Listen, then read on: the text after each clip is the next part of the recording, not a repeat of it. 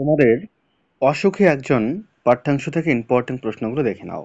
দেখো, তারা আর স্বপ্ন দেখতে পারল না। কাদের কথা বলা হয়েছে? তারা কেন আর স্বপ্ন দেখতে পারল না?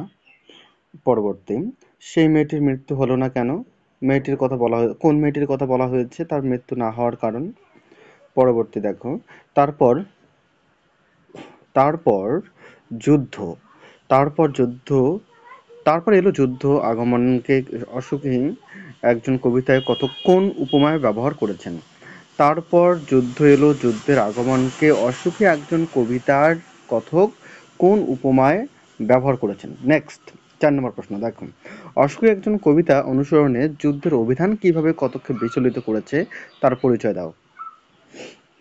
ইম্পর্টেন্ট প্রশ্নগুলো তোমাদের কাছে তুলে ধরলাম। তোমরা এই অসুখী একজন এই কবিতা থেকে এই যে 4টি প্রশ্ন দেখতে পাচ্ছ, এই 4টি প্রশ্ন পড়লে এনাফ। এই কয়েকটি প্রশ্ন ভালো করে পড়ে নিও।